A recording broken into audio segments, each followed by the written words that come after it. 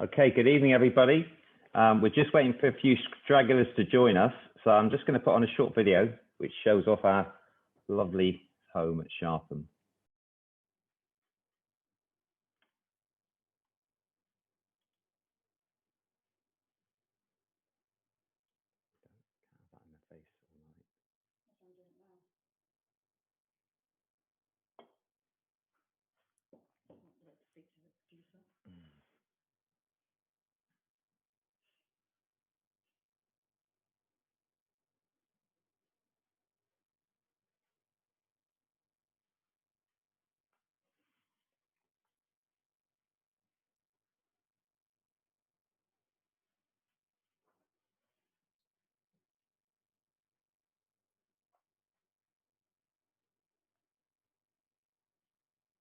I think we've got everybody in.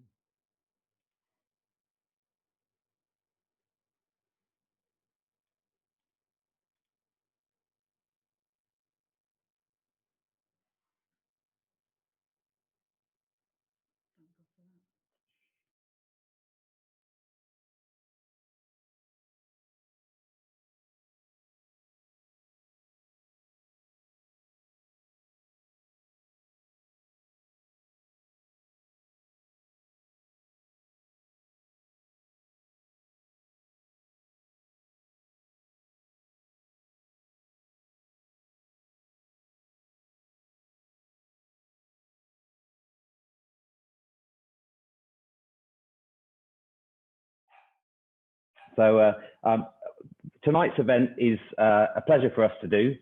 We all got a bit scared back on the Friday the 13th of March last year when Boris announced that we were locking down, and business became a bit tricky for a little while. But what it encouraged a lot of cheesemakers, winemakers, food producers in our regions was to club together a bit and try and sort of help each other through what looked like quite challenging times and have been quite challenging times. So we started to do lots of things.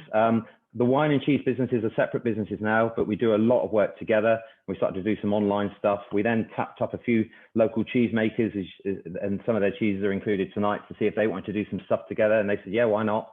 A lot of collaboration there. Breweries, and just there was a real sort of community feel about what went on. And I suppose tonight is sort of an example of how things can be brought together for the public as well, because I think that consumers through this period have been a lot more interested in food, let's face it, a lot more time on our hands, but also I think they've grown to appreciate some of the foodstuffs that are around you, and that are sort of, I don't want to say sweated over because that always sounds bad with food, but are toiled over to make great local produce. And I think I think there's a golden era ahead. I hope there's a golden era ahead for more artisan style food, such as we're going to run through this evening. So me, I'm a foodie. You can't see my tummy, but if you could, you'd see that is the case. Always worked in the food industry. I've been lucky enough, I'm a Devon lad, been lucky enough to work away and work my way back to Devon. Been involved in Sharpham now for sort of 3 years. Started off working with Mark and Debbie as they were considering how they might sit back and do a bit less. And then me and my family invested into the business in July 2019, which, you know, on reflection, if I could get in the TARDIS and go back, I probably would still do the same thing again, because it's a fantastic thing to do, very good for us. And yes, we'll come through these challenges that we're in today. So that's a bit about me. I'm going to hand over to Tom now, who's going to introduce himself. Hi, good evening, everyone. So yeah, my name's Tom. I've been at Sharpham now for around about 5 or 6 years. And obviously going to be talking to you about all the wines tonight. My role at Sharpham actually quite broad. I cover a lot of things, mainly in charge of retail sales, all the tours, tastings, marketing and social media and so on. But I've actually got a bit of a longer background in the wine industry. I worked quite a few years as a sommelier in France and Australia, working up to 2 Michelin stars. So I've been really fortunate to taste some of the world's most prestigious wines. Always a bit frustrating because now I've kind of left that role. I know I'm probably never going to be able to afford any of those wines anymore, but it was, you know, great whilst I had the chance to taste them. But yeah, I've been at Sharpham for about 5 years now, and I think the wines are absolutely fantastic. I'm a real big advocate for English wine and everything that happens at Sharpham. So yeah, hopefully tonight we selected a couple of wines alongside the cheeses that really work well with you guys. And I know it looks to me like most people have kind of started off already, which is definitely the right thing to do. But I think maybe we'll start with a little bit of a background about Sharpham Wine. We are actually one of the sort of more established producers in England. Around about 40 years, we're coming up to 40 years old now, and I suppose that's quite a long time in England. There are a few older vineyards, so we're certainly, among the oldest. We're certainly not one of the biggest, though. At the moment, we have about just under 30 acres under vine.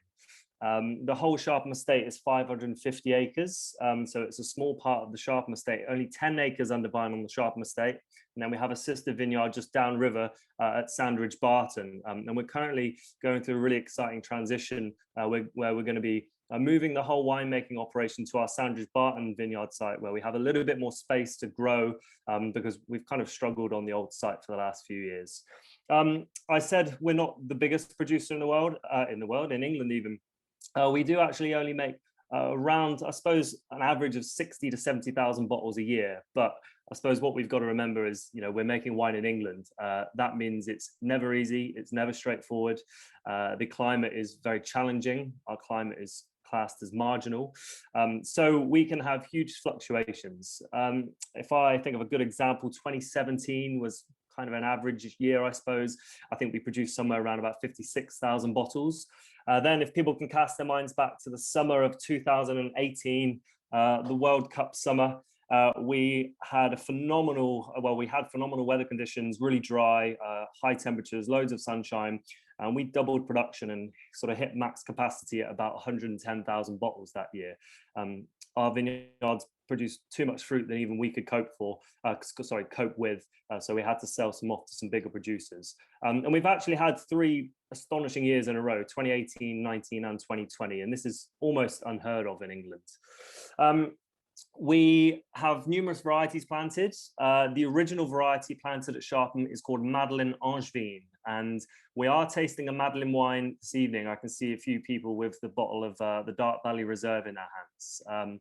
Madeleine Angevine, for people that are unfamiliar with this grape, and I'll be honest, it is one of the lesser known grape varieties in the world. Madeleine is an early ripening variety. This is incredibly important, certainly when the vineyard at Sharpham was first planted back in 1986.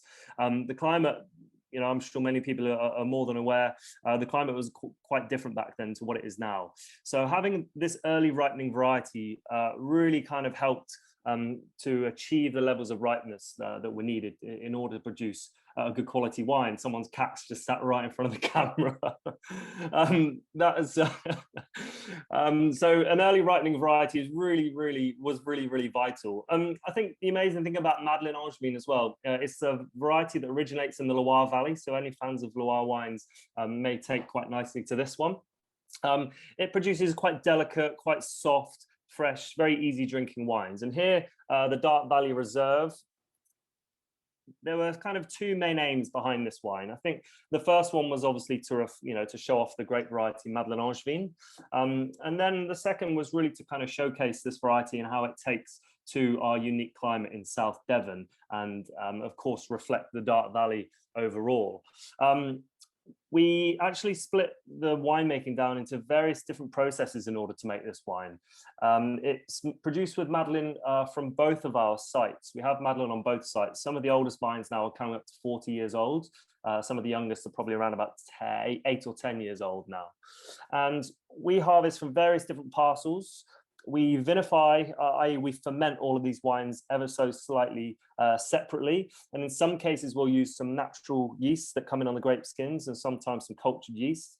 This is going to slightly alter the ferments in the most minute ways. But what we're looking for these different parcels, these different tanks that are going to have slightly different characters so that we can essentially put this overall master blend together, if you like. Now, all of it is fermented in stainless steel. We really want to kind of retain this real clean, focused characteristic that Madeleine has and retain all of that fruit. And then after the fermentations, we take a very small proportion out. It was around about 10% here for the 2018. And we age it just for a couple of months in some used French oak barrels. And just by taking this small proportion aside and putting it in barrel, it develops a little bit of spice. and also a little bit of texture as well, so that when we put it into the final blend before we bottle, we've just kind of added another little layer of seasoning, if you like, with this wine. And it is from the 2018 harvest as well, the one that we said was incredibly hot, incredibly dry, almost a little bit Mediterranean it was at Sharpham, believe it or not. For those that have visited Sharpham, it was really like being in the south of France. But yeah, I think what we'll do is I'll pass over to Greg to go over some information about the cheeses, and then when we kind of taste together, I'll go through some tasting notes on the wine with you. So Greg, over to you. Sort of like the news, really. So Sharpham, back in 1970s, Morris and Ruth Ash bought the Sharpham house and the estate around it. They had a herd of Jersey cows, and when the milk market was looking quite wobbly, Morris thought that it would be a good idea to make some cheese with the milk and maybe start selling the cheese himself. And the first cheese we're going to try is the cheese which was his favourite and which was the first cheese to be made at Sharpham, which is Sharpham Brie. But just a quick bit of background, we make about 60 to 70 tons of cheese a year, which sounds a lot. It will fill your living room up and some. But when you consider that somewhere like Davidstow, where they make cheddar cheese, Cathedral City would make about 80,000 tons of cheese a year. So we're small, we're artisan. We've got 12 people that work in the dairy. We make our cheeses with our milk from our own herd of Jersey cows. And we also make goat's milk cheese from some local farms, milk from some local farms. And we make a sheep's milk cheese, not easy to say, with milk from a particular farm in Somerset. So we make 9 varieties of cheese. We're going to try a couple of them this evening. Hope you'll try some more afterwards. We win lots of awards. I'm not going to go through them all because we'd be here until tomorrow. And, it's exciting for us, but very boring for viewers, I'm sure. But we pride ourselves really on making things properly, handmade, to traditional methods. And, quality has always been the absolute priority for Sharpham cheeses, which is why, fortunately, especially across the West Country, we're renowned and held up as cheeses that that represent, if you like, some of the best within our sector. So I suspect you're probably getting a bit peckish, so we should probably press on and start on the Sharpham Brie as our first cheese. So I'm lucky enough to have a couple of different Bries here today. I've got this one in front of me, which is a 3-week-old Sharpham Brie, and I got it out about an hour ago. But as you can see, I'm going to show it a bit closer to the camera there, is what you're seeing is the cheese is starting to break down around the rind, but still quite firm in the middle. And some people like cheese like this. I quite like it like this. It's young, it's creamy, it's rich because we make it with that Jersey milk. With all of our cheeses, we use a mold essentially that's called Penicillium candidum, and it gives it this lovely white rind. And as the cheese ages, it starts to, and I'll show you one now this is about 5 weeks old, and you can see that there's more of a breakdown in there, and it's starting to get a bit gooey and a little bit looser in texture in the center. And then I've got another one here that this is about just over 7 weeks old. It's careful it doesn't pour out on my screen, but this is now really starting to walk around on the cheese board. And it's interesting because people have different preferences for different ages of Brie. And my personal preference is for the more aged ones. And when cheese ages, you get two things that happen really. The middle itself takes on a more creamy, rich flavor, and sometimes starts to adopt some of those sort of mushroomy notes, which, why wouldn't it? It's from a mold, which I really like. But also the rind as well starts to develop its own characteristics. And what we find with the Sharpham Brie is it develops like a chicory note when it gets to about 6 to 7 weeks of age, which we think complements the actual middle really well and gives it our character. But there'll be people that won't eat rind. I always eat rind with cheese. So what I'd encourage you to do is to try a bit. I'm going to try a bit of the younger stuff first, and I think your cheese would be probably about 5 weeks old. So you'll be in amongst my middle cheese, depending on how long you've had it out. Probably looking a bit more like this. So just going to try the cheese. When we're trying cheese, just a bit of a tip. You often see sort of professionals, if you ever go to a cheese grading show, that they'll hold the cheese in their mouth for a while. It's not so that it can attack all of the taste senses. It's really just to warm the cheese up, because your mouth is a nice warm environment. If your cheese hasn't been out of the fridge for long, then it's a good way to warm up and release some of those flavors that you wouldn't get if you just scoffed it straight down, really. So with the Jersey milk that we make the cheese with, you get that lovely, indulgent, creamy, rich flavor. And with the younger cheese that I'm trying, we're not yet getting that sort of contrasty flavor from the rind. So I'm just getting that nice sort of milky, creamy flavor, and then it's very smooth. And I'm just going to go back into some more of that. But I'm not. I'm going to go for the slightly older Brie. I mean, this is for mine and Tom's self-indulgence. You've just come along to watch us, really. So.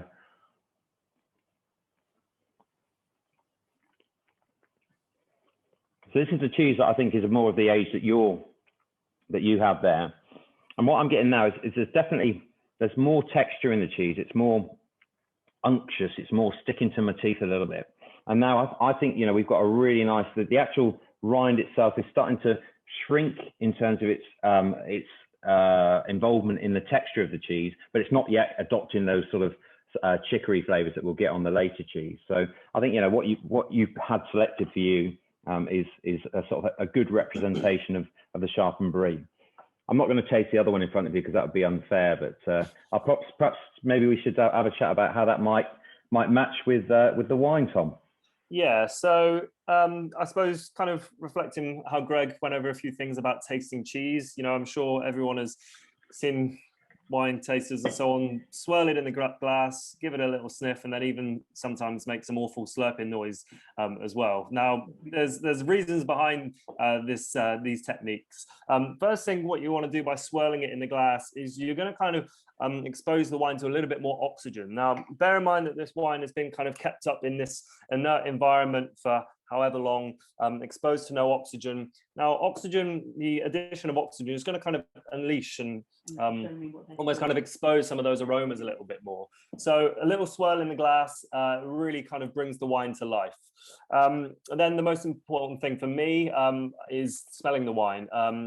Madeleine, like I said, is quite a delicate variety, and being from the Loire, it has some classic Loire traits. So anybody who's a fan of drinking any Muscadet, which is made with a great Melon Blanc, or maybe even some Sauvignon Blanc, here the Dark Valley has some of those rough traits.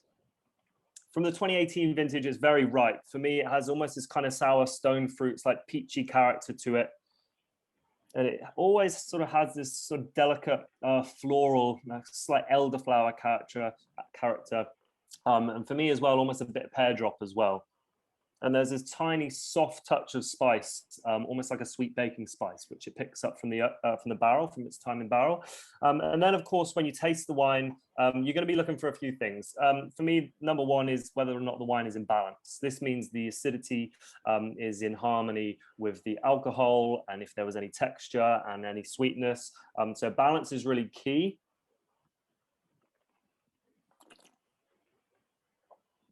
And for me, this wine is really ripe. You get loads of fruit up front. The acidity is focused, it's clean, but what it does is it kind of cuts through some of those richer notes and lifts the wine up. It kind of gets your mouth watering. So acidity isn't a bad word in wine. Acidity is really, really important. It gets your mouth watering, and most importantly, gets you wanting to go back for another glass, another bottle, or even another case, depending on how you're feeling on that day and how much you've had to drink. But with the cheese, Jersey milk, very rich, really buttery. That acidity is also incredibly important because it's going to cut through some of those richer, fatty characters. It's going to almost lighten the cheese, bring out a few more of those kind of softer, more delicate elements in the cheese. And it's also going to kind of take a bit of an edge off the wine as well. So I'm actually going to go in and have a taste of the two together. And I'm sure.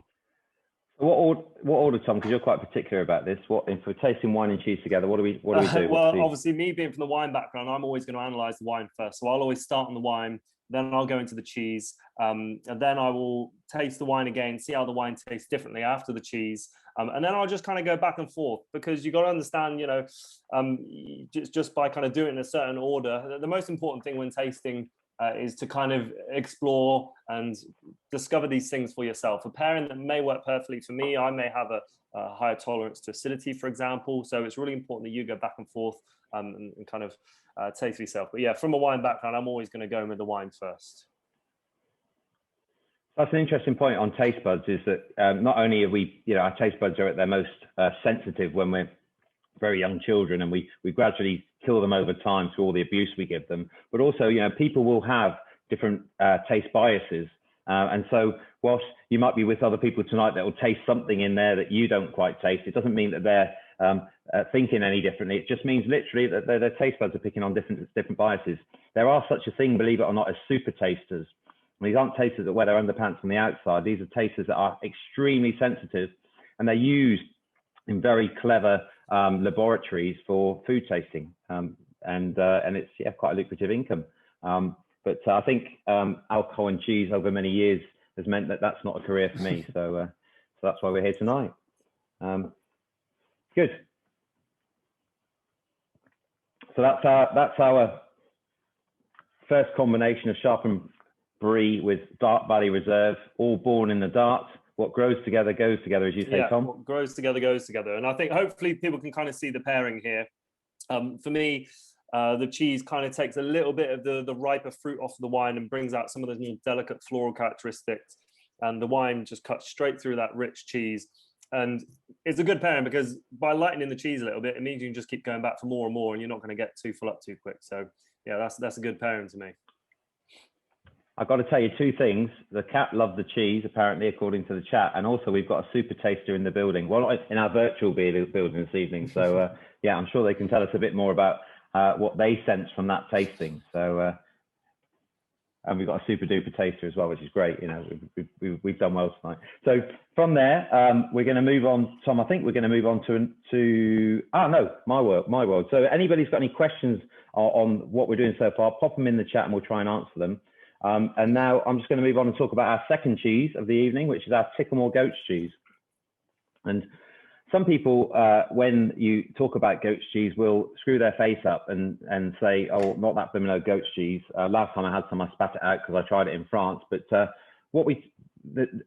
reason why you get some really strong acrid flavour goat's milk cheeses is generally down to the age of the goat's milk and also the conditions that the goats were milked in. And I guarantee you, if you went to the establishments where the milk came from, that the cheese you tasted that put you off was from, it would smell very much like the cheese you tasted. So it is a case, it travels through. However, there are some really nice goat's cheeses around, and Ticklemore, which was first developed by Robin Condon way back, I think in the 1980s, as a really beautiful, fresh goat's cheese, designed in a way in which in its early sort of weeks will develop some really nice herbaceous notes, creamy, of a texture that is light enough to use in salads, but it melts really well as well. I mean, it's great quality goat's milk that we're lucky enough to get down here. And then as it ages, it picks up more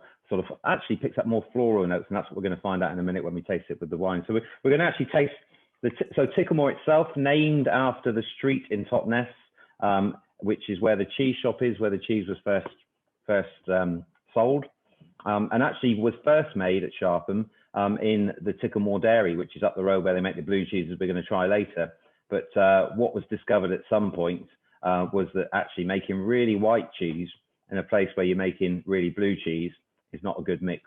So the production was moved down to the Sharpham dairy, and has been made there since, and it's now, you know, happily one of our cheeses, one of our most popular cheeses. So our biggest selling cheese is the Brie, and our second biggest selling cheese is Ticklemore. So very, very popular.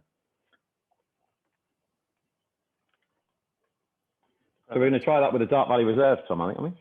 Yeah. So I think, like sort of Greg said at the start, that we're not going to be really regimental and just say drink this wine with this cheese. It's you know, I think really when you work your way through the Sharpham range of wine and cheese, you realise there are a lot of pairings that kind of, you know, cross over one another, and we got a really kind of diverse range. And I think this is a really good example. Obviously, the goat's cheese at Ticklemore here is incredibly different from the Brie. You know, we're talking about a different animal, a different style of cheese, and therefore gives you very different taste. But I think the Dart Valley really lends itself quite nicely to it. And there's this kind of whole thing that, you know, red wines must be paired with cheeses. That's certainly not the case. The majority of my favorite cheese pairings are with white wines, and I think this is a really good example. And for me, we're pairing the Dark Valley here with the Ticklemore.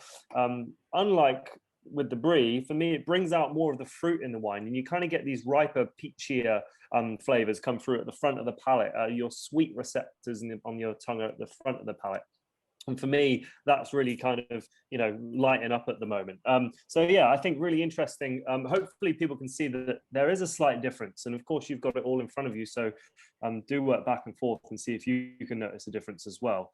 But yeah, I think that's quite an interesting pairing. I'm going to move on to the Pinot Noir next. Just going to tip in about a couple more things about Sycamore. Is you can always spot it in a deli because you can see by the very distinguishing marks at the back, which are from the colanders that cheese was first made in. If you see it whole, it looks a little bit like a UFO, but that's a very distinctive sort of look. And also what you notice is that the Sycamore texture, although it's firmer, it would be a semi-soft or a semi-hard cheese, depending on your preference. It's still not a pressed cheese. We don't press any cheeses. So these are just turned by hand through their maturation period to give them a nice consistent shape. And actually moisture reduces as the cheeses age. So yeah, there's no pressing involved. And just I meant to mention back with the Sharpham Brie is that interestingly we wrap the Sharpham Brie after 2 weeks, and then we start to sell to the market after 4 weeks. So it continues to ripen in the wrap. Whereas with something like the Sycamore, is we'll leave it open and continue to turn it until we think it's ready for market. Which is usually between sort of 4 and 5 weeks. This particular example is 4 weeks old because we had a bit of a run on the lead up to Christmas and struggled to get stock back up to where it should be. So this is about 4 weeks old. But the great thing about Sycamore is it will be excellent and fresh as a young cheese, but it just gets better and better with age as well. Tom, sorry, back to you. Yeah, of course. So I'm going to just start off by introducing the next wine, actually, and we're going to taste the Sharpham Pinot Noir, and this wine next is from 2019. I suppose, Pinot Noir is one of the most widely planted grape varieties in the world. I'm kind of, asking this question, kind of knowing the answer, but I'm sure most people have heard of Pinot Noir before and certainly tasted it. For me, it is certainly one of my favorite grape varieties. It can be renowned as being a difficult grape variety to grow. It likes cool climates. The reason it likes a cool climate is because to get the incredible complexity and all these real sort of delicate, precise flavors and aromas out of Pinot Noir, you need a cool climate so it ripens very slowly. It will ripen in a hot climate, but it's almost like when you slow cook something compared to when you flash fry something. By slow cooking it, bring the temperature down and prolonging it, you're almost going to sort of create a little bit more depth in whatever it is you're cooking, as opposed to if you quickly flash fry something. So Pinot Noir really likes a cool climate. It's a thin skin grape variety, which means the wine's always going to be a little bit lighter, a little bit more delicate. The tannin, so the sort of texture, is always going to be a little bit finer and a bit softer. But being a thin skin grape variety opens it up to all sorts of different hazards in the vineyard. And of course, in England, we sort of said right at the start, our climate is marginal. Now, we have as many, if not more, hazards than any other country in the world growing Pinot Noir, which can be frustrating at times, but then it's kind of, the silver lining of when it all comes together and you get it right, it's incredibly rewarding. And we've had a really good run in the last few years with producing our red wines. We were joint top best red wine in the country at the Wine GB Awards. We've had a really great write-up from probably the world's most renowned wine critic, Jancis Robinson, on this wine. And Oz Clarke used it as well for a roadshow that he did quite recently. So we've really kind of, I suppose, we've had some really good feedback about this wine. Pinot Noir is actually the most planted grape variety in England, but I'd say there's only around about 5% that goes towards red wine and rosé production combined. So we're talking a really small amount. For those of you who haven't tasted an English red wine before, yeah, it's true, there are English red wines, but as I've just kind of explained, they are very few and far between and very, very difficult to make in our climate. the majority of Pinot Noir that is grown in England goes towards making sparkling wines. The skins of Pinot Noir, like most red grape varieties, hold the pigment. The juice in the flesh is clear. So if anyone's enjoyed a nice cold bottle of English sparkling wine, you'll most likely find that it's mostly made with Pinot Noir. They press the juice out and discard the skins and ferment just the clear juice. So that's kind of where the challenge comes in with making a red wine in England. You need the skins in for that pigment. You need the skins to give you all of that flavor or those nice red fruit characteristics. And then, of course, you need the skins to break down to give you the tannin and the structure of the wine as well. Now, typically, the time of the year when all of these things start to come together, we call it a phenolic ripeness, where all of the solids and the skins and the stems start to ripen. That usually coincides with the weather in England usually taking a turn for the worse. So we're talking about end of September, October time. So it can be really, really difficult for us to experience the conditions that really allow the skins and really push the skins to ripen to that perfect point. But like I said early on, we've had the last time we couldn't make any red wine was in 2015. 16 and 17 were okay, but 18, 19 and 20 have just been absolutely phenomenal. I mean, 2020, the fruit in 2020, I don't think we've ever seen fruit of that quality and those levels of ripeness before. So there's certainly one to watch out for. Hopefully I'm building a bit of excitement there. But bringing you to the production of the Pinot Noir 2018 here.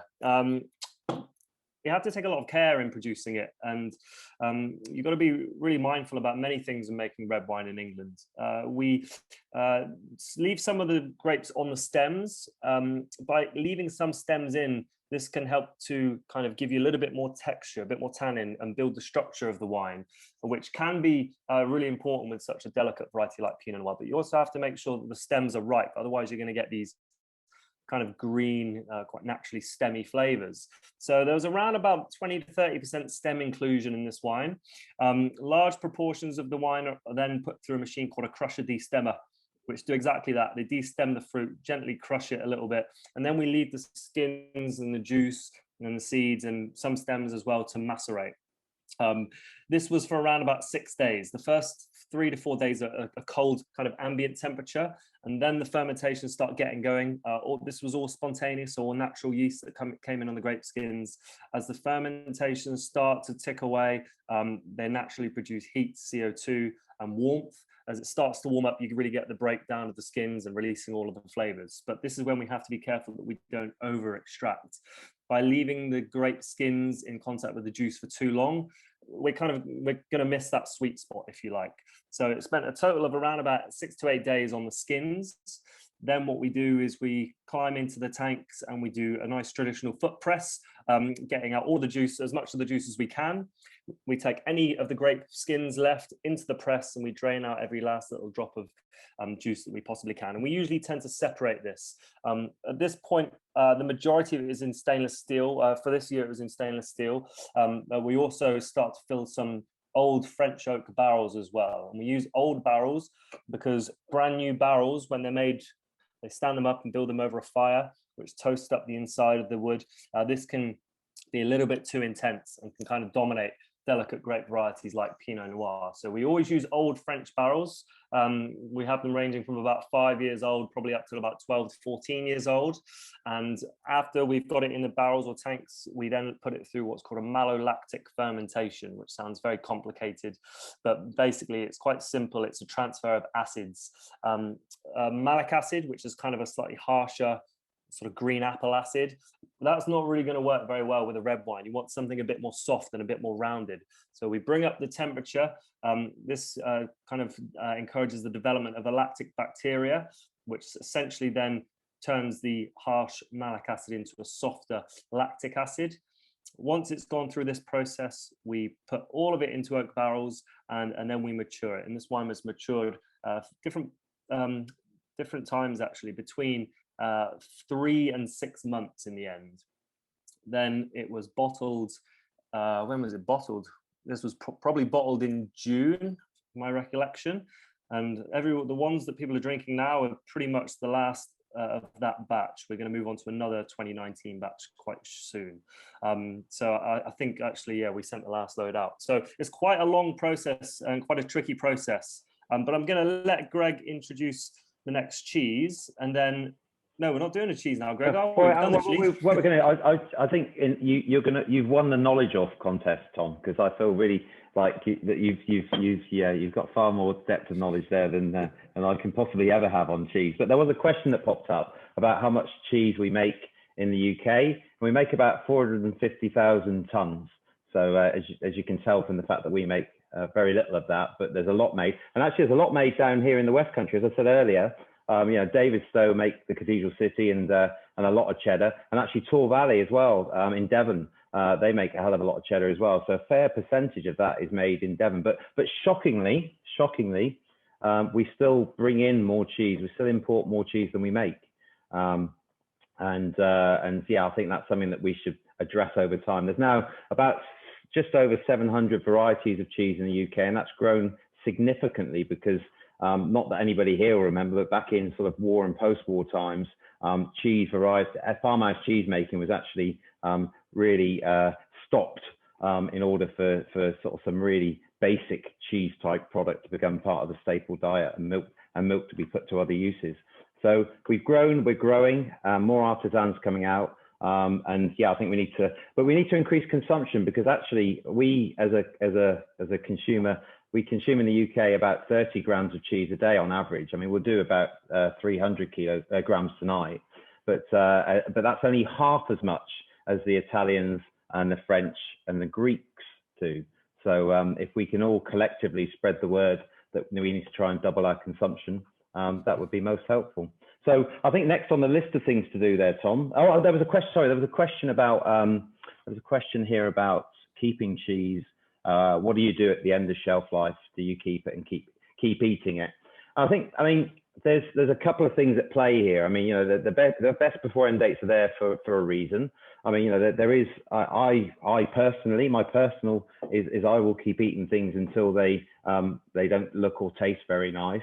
But I think what you have to bear in mind is particularly soft cheeses are a great home for nasty things, and not nasty things that start out in the cheese, but things that might just turn up in your fridge and decide to call it home. And I think that's what you've got to be really sort of mindful of is in a really moist environment that tastes quite nice, that you could at a certain age start to take on some not nice things. So I think, you know, the rule of thumb is if it doesn't look right or taste right, then don't eat it.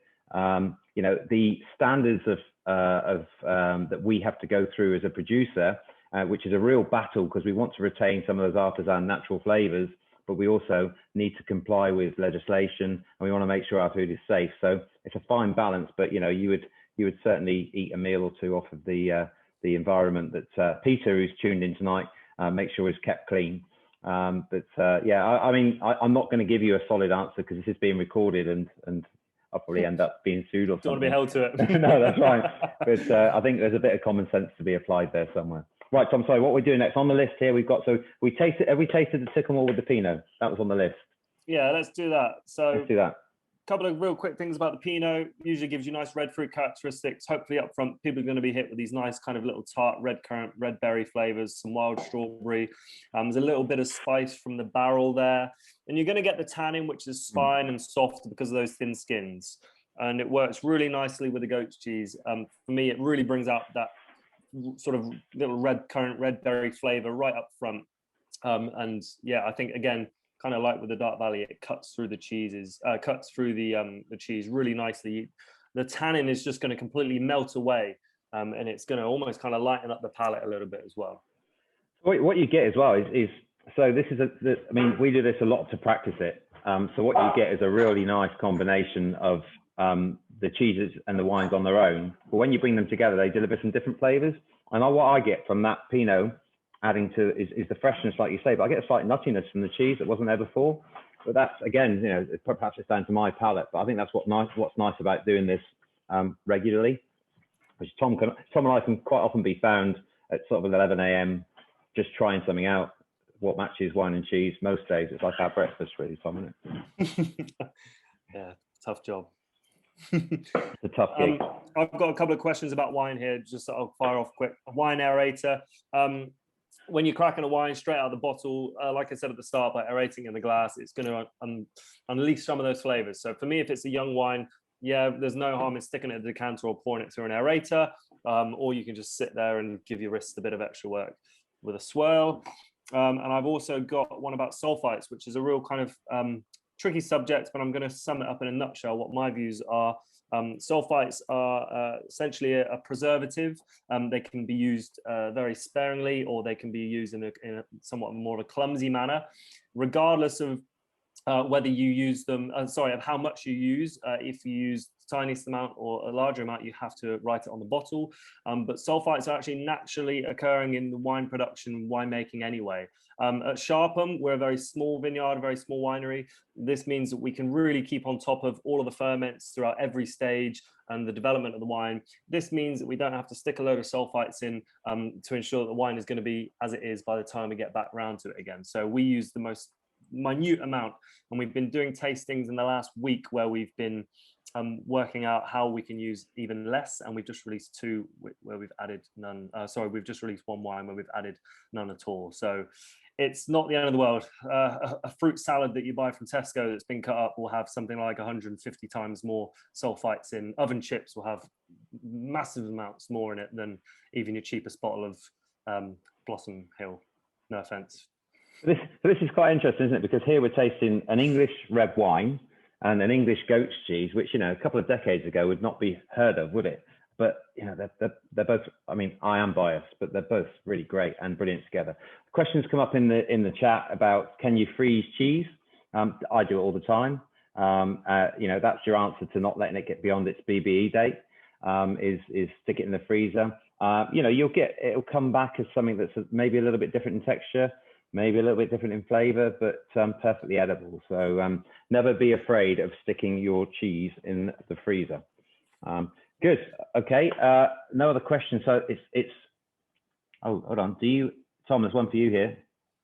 Do you ever add sugar to your wines to increase the alcohol? A mouthful of Brie. Hang on. Yeah. That wasn't yes. That's it. There you go. There's the answer. Thanks for your question, Jessica. This is something called chaptalization. Now, it is permitted for use all over the world to different degrees depending on where you are. The cooler the climate, the more you're allowed to use. Now, again, it's all about balance. Now, if we're going to add more sugar at the ferment, yes, it could increase the alcohol, but we've got to be really careful that the alcohol isn't going to dominate. So we've been really fortunate in the last 3 or 4 years now. Well, I don't think we've really chaptalized any of our wines. In a really, really challenging vintage where sugars are low, then we will consider chaptalizing it if it will benefit the wine. But it's not like it's adding sugar for sweetness. It's a little bit of sugar added prior to the fermentation, solely for the purpose of achieving the alcohol, a higher level of alcohol, so you can achieve balance. So we in a nutshell, we use it if we need to, but we try not to. Great. Well, I'm going to try a bit of a clever link here. I've announced it now, so it won't appear so clever. But obviously, Cheddar, as we spoke about earlier, is the biggest cheese, the most consumed cheese in the UK. But the king of cheeses, of course, is Stilton. And Stilton can only be made in 3 counties. And ironically, it can be made in Derbyshire, Leicestershire, and Nottinghamshire. But ironically, the village of Stilton actually sits in Cambridgeshire, so you couldn't make Stilton in Stilton. Really? Really. Madness. So, but on the subject of madness, let's move on to the Devon Blue, which is madness that a product this good can be made in Devon. No, I'm kidding that. So Devon Blue, this is made at Ticklemore Dairy, which is confusing, named after the same street because it was sold in the same shop, but a different dairy and different business, about 2 miles as the crow flies from Sharpham. They make outstanding cheeses. We were sort of lucky enough in the days when we could travel, we were lucky enough to get to America and chipped up in the local deli. And there it should be in the window was Devon Blue. I was very proud of it. I asked where the Ticklemore was, but I was proud to see the Devon Blue nonetheless. Robin Condom, who was behind the Ticklemore goat cheese originally, a pioneer in the cheese world, worked very closely to Neil's Yard, which I'm sure you've all heard of, from Randall Hodgson, in that era where English cheeses really started to take some of the continental recipes and make them into great British cheeses. Devon Blue's at the forefront of that, really. Ticklemore Dairy make 3 blue cheeses just with different milks. Simple. I don't know why we make life so complicated. They just make 3 cheeses all the same with different milks. So you've got your Harbon Blue, made with goat's milk. You've got your Beanley Blue, which is internationally famous, which is made with sheep's milk. And then you've got your Devon Blue, which is made with cow's milk. I think it's a beautiful blue cheese. I think we ought to taste it.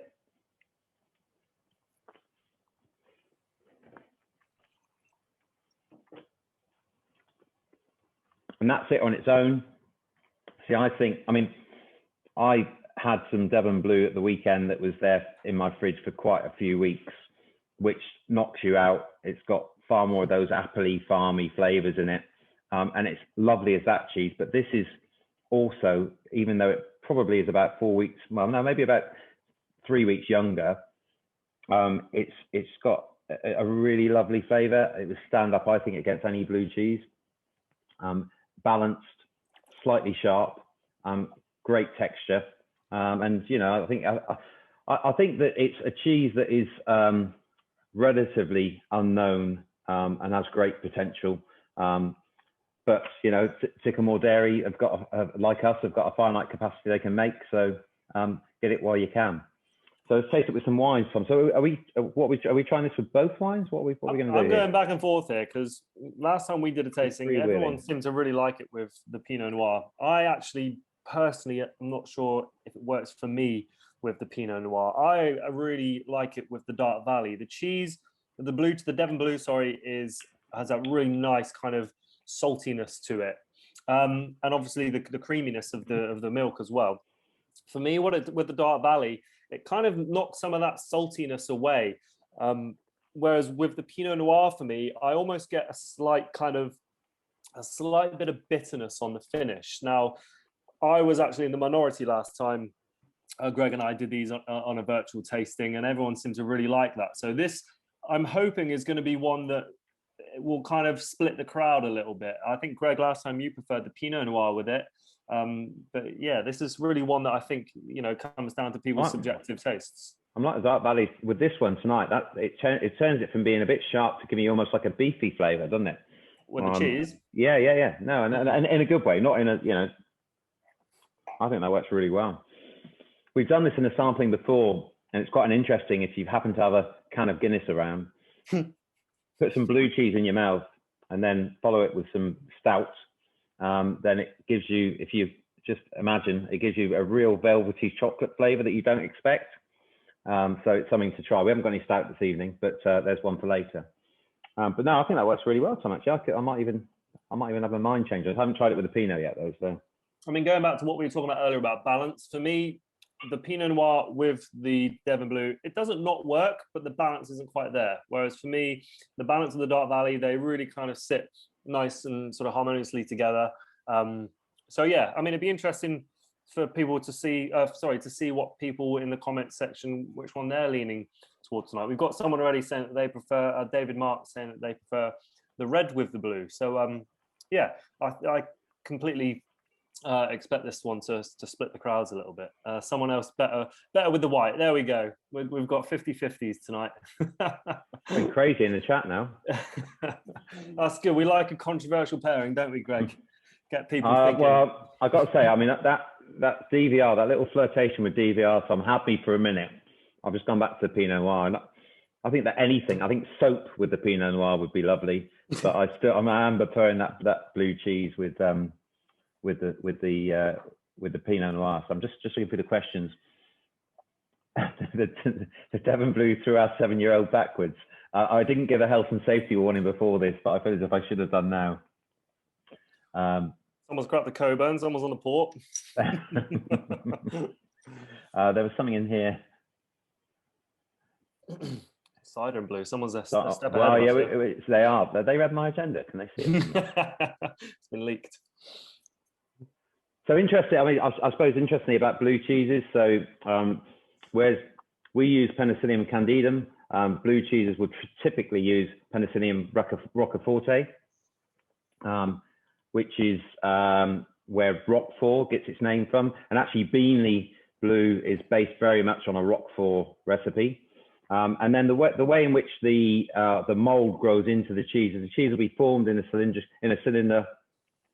The sides will be rubbed down, and then the cheese will be pierced usually with metal rods, little thin metal rods that pierce the cheese, and that's why the mold will then grow through into the middle of the cheese, and that's where you get this prevalence of blue within the cheese. And interesting as well, sometimes, like I did this evening, you'll open up your blue cheese and you'll think, well, actually, it doesn't look very blue. It looks maybe a bit beige. And then when you leave it open to the air for a while, the blue comes through. So, you got to remember, cheese are live products, right? If you put these under a microscope, you're going to see lots of stuff moving around in a good way. Yeah, we shouldn't forget about that. Got people being admitting at this stage. We're all nearly there now, aren't we? So anyway, so we've tasted the blue with the white and with the red. Have we got any? Goes well with some nice cockburns, so that's good. No, you're welcome to the port, I think. But we're going to go back. Well, we're not going to go backwards. We're going to go forwards because we've tried this a number of times, Tom. We think this works. This is the best way to do it. Are we going to try? We're going to try the cider. The cider is. Yeah. So we're going to go on to the Salcombe. Well, Salcombe is actually a brewery, but here they've produced a cider called the Ocean Cider. And I don't know. I really think ciders are. I don't know. They don't get the time that they deserve sometimes, and there has been stages where the market has been flooded with kind of Strongbow and Magdas and so on. And again, like the Blossom Hill lovers out there, if that's what you enjoy, then I don't mean any offense by it. But there are so many incredible craft cider makers in England. It's one of the most sort of ancient, drink traditions, if you like, in the country, and especially down here in the southwest, Devon, Cornwall, and Somerset, where we still have many, many ancient orchards to this day. Ciders, when made well, are incredibly food friendly. They still have that acidity. Of course, some of them can have that little spritz as well, and they have that real kind of nice, obviously apple-y flavor. And there have been many times where I've worked in restaurants over the years, and I've used ciders in pairings on 10-course tasting menus, even in a sort of 2 Michelin star environment. And it really kind of takes the customer aback because they're not expecting to be sat there paying £180 for a 10-course meal and someone pour a cider in front of them. So, but they're incredibly food friendly and it can really work. And I think Greg's kind of happened on this great little combination here. So yeah, like I said, Salcombe, they've been a brewery, obviously they're just outside of Salcombe now. They've just built a purpose-built brewery, which is kind of built into this old water reservoir. So the bottom half of it is sort of built into the hill. So it's naturally, the temperature is naturally regulated. But they're kind of new to the cider game, and they haven't actually specifically made it themselves. They've gone to probably one of the country's most renowned cider makers, Sheppey's in Somerset, who goes back, I think, about five generations. Anyway, so 200 years old, just outside of Taunton, and they are one of the oldest cider making families in the world.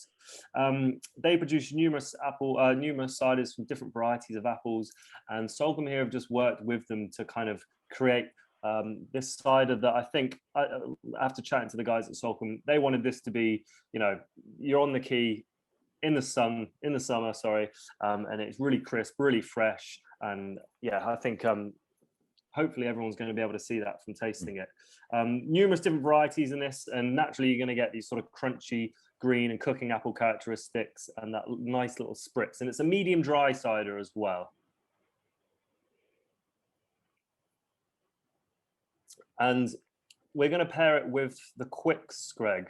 Yep. So just a question coming on about are the cheeses, was it vegetarian and vegan? The producer here is looking at me and saying something. So obviously the cheeses are made with milk. The rennets and the cultures that we use are vegetarian suited, so they're vegetarian. I did look up, and actually Penicillium candidum is vegan, but not when you put it with milk.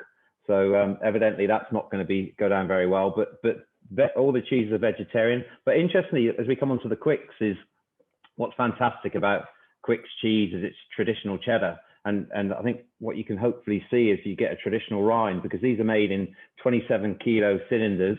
And once they're being handmade in traditional cheddar method, They will then be put into massive molds. I mean, these molds with the, these guys have got arms like my legs, they're lifted around 35 kilos at a time. So the cheese will be pressed overnight. It will come out. It'll be scalded, and then it'll be wrapped in muslin, and then it'll be rubbed with lard. So in actual fact, anywhere from there forwards on the Quickes is vegetarian, but the actual outside is not, because lard was a traditional method of rubbing and sealing the cheese, effectively sealing the cheese. And what that allows them to do then is to store them in traditional cheese stores at somewhere around sort of 10 degrees with optimum humidity, which is why you still, there's not enough of these traditional cheddar makers around now. But it's why when you go to places like Quicke's, you get this real sort of nuttiness and this well-developed, well-textured cheddar that's a little bit different to the mashed cheddar that we all have in our fridges today, which has a function. So yeah, just a bit about Quicke's. Mary Quicke is a real inspiration in our industry. They're based at Newton Sires, just on the other side of Exeter to us. They make probably, I'm guessing, around 250 tons a year of cheddars, but they make also goat's cheese and sheep's milk cheeses. Mary's really put back into the industry, a tremendous amount. She was part of the pioneers that brought together the Academy of Cheese, which you should all look up and go and do a course with them, because it's great fun for consumers as well as trade. And just a bit of history. So the Quicke's family themselves have farmed in Newton St Ives right back to the 17th century, and really cheese making only kicked off in sort of any sort of volume again in the 1970s, following this restriction on what could be made. But today they're making cheeses that are sent all around the world, and we should get on and taste this, which is one of my faves. It's the oak smoked cheddar. So it's about 9 to 10 months old. Traditional cheddar, as I said, and it's actually smoked using oak chips from the Quicke's estate. So it's all sort of very low food miles. I was talking earlier about how when you see people eat cheese, or when they grade in cheese, sometimes they'll put it in their mouth and warm it on the top of their mouth. But also you see people just working the cheese in their fingers. And again, you think, well, what are they doing? Are they releasing something or whatever? But actually, again, it's about just warming it up. Your fingers are quite warm. What we're trying to do here is to warm the cheese up so that by the time we taste it, we're getting all of the flavors that are meant to be there coming out. Don't try it with the Brie. I didn't tell you to.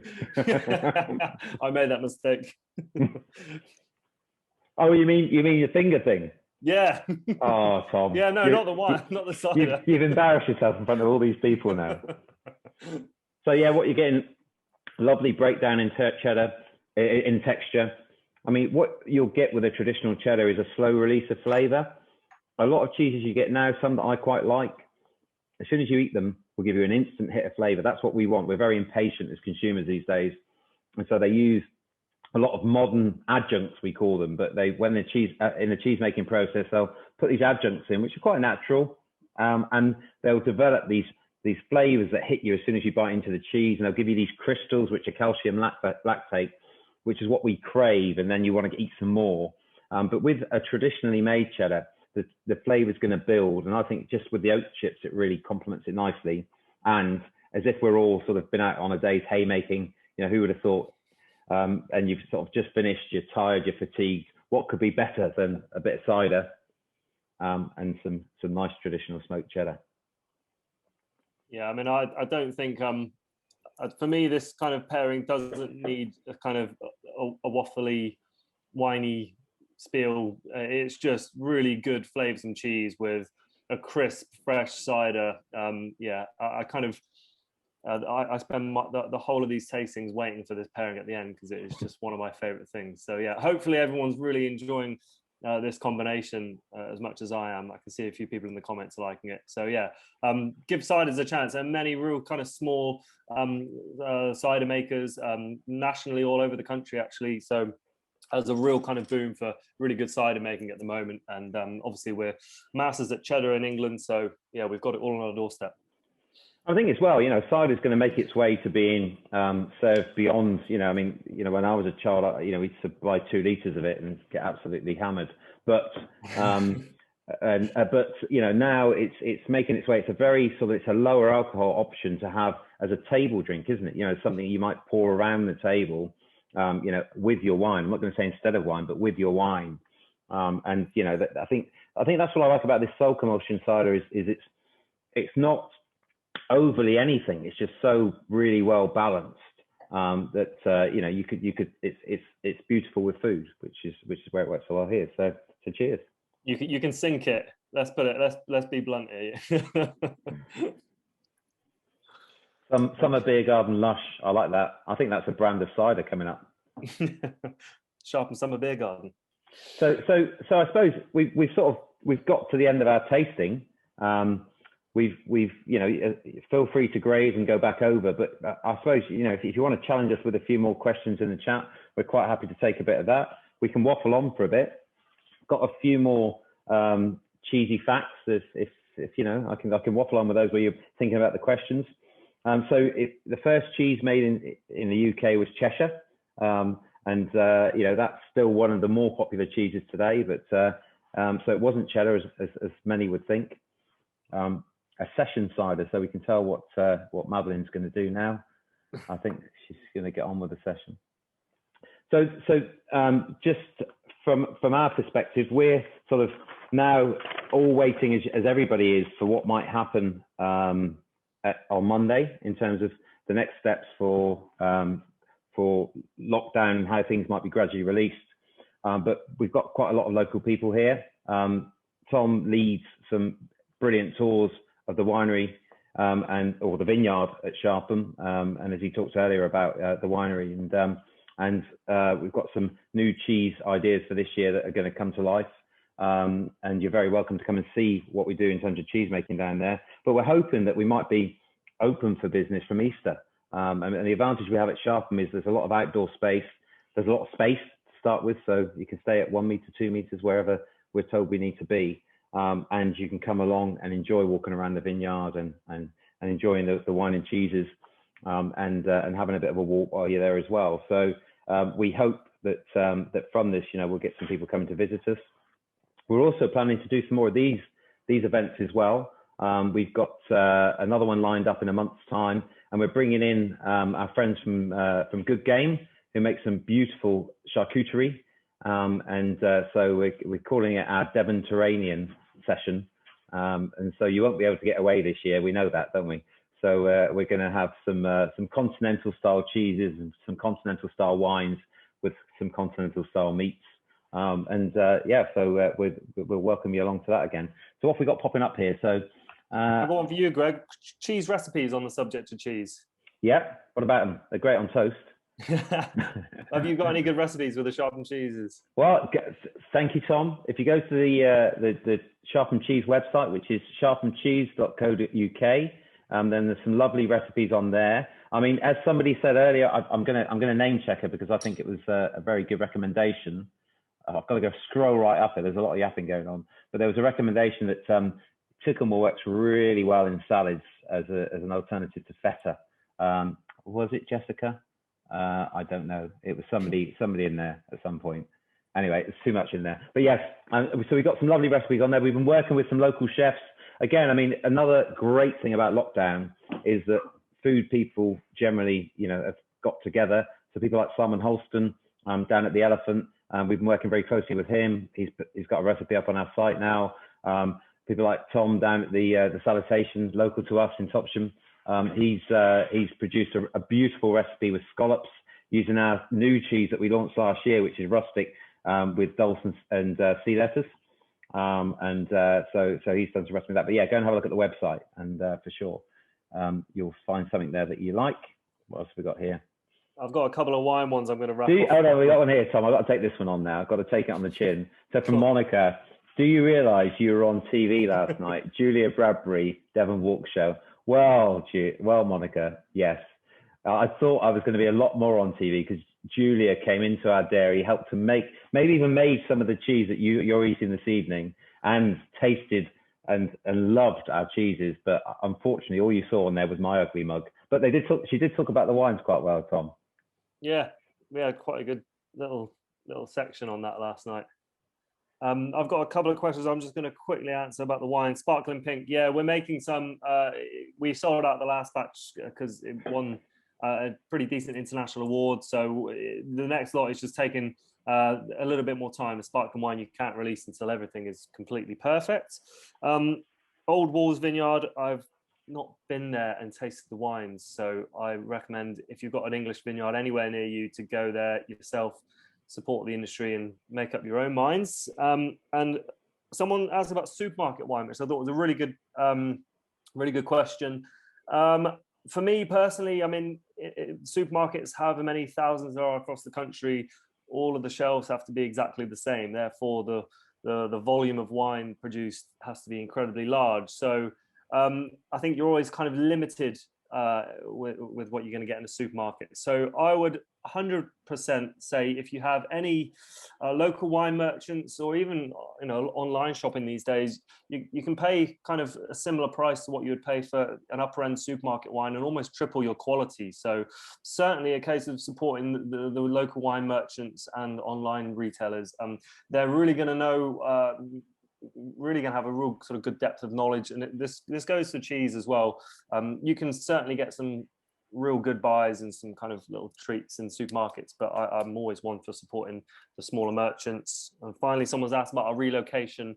It's literally just down river 2 miles on the other bank, so we're not going far. It's been the bigger of our 2 vineyards for 15 years, so yeah, we're literally you could paddle out on a kayak and float down if you get the tide. We're going to swim it soon, Tom, are we? We're going to swim it soon? Yeah, we're going to swim it. We're going to wild swim it soon. It's not that bad. Yeah. So a couple of questions come in for cheese. So what do we think of Bath cheese?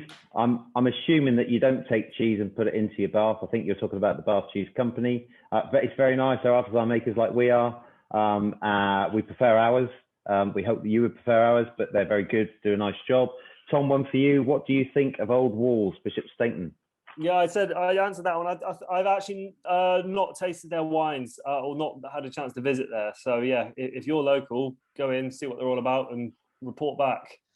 Oh, I've got one here. Is Nantwich the home of British cheese? Well, actually, hot off the press, there used to be the International Cheese Show at Nantwich, held annually, which I've been to many times, got drenched many times, and it's a great event. But it's actually moving. Well, it's moving virtually, but actually we'll move physically to another location where it won't be quite so wet. And what I think of it, I think anything that brings consumers and cheese together is fantastic. And so it's very good, and it doubles up as being a great opportunity for trade as well. So that's good. Just to highlight, yes, we are. Andrew does a brilliant job on our social media, is on the call tonight, probably struggling to sort of keep pace with us now and had no wine since Christmas. But anyway, so she's reminded me that we're going to have lots of new recipes on the site, the website at the weekend, because Debbie, who's also on the call, has been really busy feeding Mark up, who's also on the call, and on this event with some lovely new recipes that look delicious. So they're going to be up online over the weekend as well. For your Pinot Noir, what was the starting specific gravity, Tom? And your end specific gravity, cheapest? So it was, we're going back to 2019 here. In my recollection, it's done in a scale called Urschel, and Urschel is, it's a German scale of measuring natural sugar, and then you can obviously convert it into alcohol. My recollection, and this is rough going back to 2019, we were looking mid to late 80s on the Urschel scale. I believe in 2020, this year, we had some coming in at around about 12.5% natural alcohol, which is probably up in the 90s. So hopefully that answers that very technical question. I think that's unfair to be asked at this point in the evening, Tom, but what I would say is Cider's going to my head, I'm not going to lie. Thanks for your perseverance. And with that link to perseverance and gravity, don't forget that Perseverance will be landing on Mars later tonight, so we've got to try and finish up at some point. A couple of questions coming in here today is about, will we be supplying cheese to the G7 summit? Well, we're trying. They're Cornish though. Yeah, but we've got some connections down there, haven't we, Peter, listening to this call? So hopefully, or on this event. And then we've got one here that says, I think this is more of a statement from Hannah saying, hopefully we will be supplying your cheese and wine to the deli, our deli that's opening in March on Mutley Plain, which we definitely will be. Yeah, just talk to us. Love the crackers. We love the crackers as well. So good. I think we're drying up with questions, Tom. You got anything else there? I did see one that was interesting. Screw top or cork? What's the difference? There's not a massive difference. I mean, if you're going to produce a wine that needs time to age, you're going to want to put it under cork because it allows a tiny bit of oxygen, which slowly develops complexity and flavor in the wine. 90% of wines, people are going to go buy, drink that evening, that weekend, or even in the car journey on the way home. So a screw top is going to ensure that you can crack it and it's going to be exactly as the winemaker intended. You can age wines under screw top. I've had 15-year-old wines age under screw top. So really, it's kind of, it's not a massive thing as it used to be. We use mostly screw top at Sharpham, but at the moment we've just purchased a machine that can do screw tops for us. We've had to sort of get someone in to lend us his machine. For me, we've got a screw top on the Dark Valley. You guys are different to me. I've actually got a Pinot Noir that's under cork, basically because we at that time didn't have a screw cap machine of our own, but that is going to be changing. So for us at Sharpham, it's all down to logistics. Good. Hannah, let's have the name of your place that's opening up on Mutley, because there seems to be a bit of interest in that. So let's stick that in the chat. We've got a question about crackers. So what's our link to Peter's Yard? Well, we're both sponsors of the Cheese Academy, Academy of Cheese. As much as cash is tight, because it is, we thought that they did a fantastic job through lockdown. They're doing amazing work to engage consumers and get consumers looking at artisan cheeses all over the world, British cheeses in particular. And we thought that they were worthwhile becoming involved in. And Peter's Yard are very involved in them as well. So that's our connection with them. And also they make great crackers. I like a cracker that will stand up under some cheese and not as soon as you bite it, sort of crumble away. As Sarah, who's also on the event this evening, will witness to, they stand up very well and they're very Moorish. So I just saw someone called Jane Thorpe hold us. I don't know what that is. She's held some sort of cracker in front of the lens, and I hope it tastes nice. It looks like the bottom of a shoe. Okay. Are there any plans for a Sharpham cider or gin, Tom? I doubt it. Gin. Our head winemaker's had this sort of semi-secret sherry that he's been developing over the last 15 years, and we do. Charlie and I, the assistant winemaker, went out and picked a load of apples in September or October, and we've been slowly, naturally fermenting a cider over the winter. It's still fermenting away now. So at some point, I mean, it's only going to be about 500 bottles, so that might just do us over for the summer, or we might release a small batch of it if me and Charlie get sick of it. Well, there's lots of suggestions. There's lots of product development coming up in the chat here, so that's good. Well, listen, I think perhaps we ought to draw this lovely occasion to a halt. I've got cheese to eat, which has just ruined my laptop, and I've got wine to drink, quite clearly. But for us, this has been really good fun to do. As I say, we plan to do future events. It's a great way to connect with people like yourselves. And keep you aware of what we're up to, but hopefully give you some enjoyment as well. Have some fun, even though we're locked in. So we thank you for participating in this evening's event. If you've got further comments or questions, or better still, if you've got some suggestions as to how we can make these events maybe even better, then please, be in contact with us. It's always awkward at the end of Zooms, and it's almost like the end of a dinner party where somebody's got to say, I'll hang up. But what I'll do, because I think we're nearly done, is I'll say that I'm going to count 5 to 1, and on 1, I'm actually going to turn us all off. So that'll be 5. I'll go first. Goodbye. 3, 2, 1. Good night, everybody.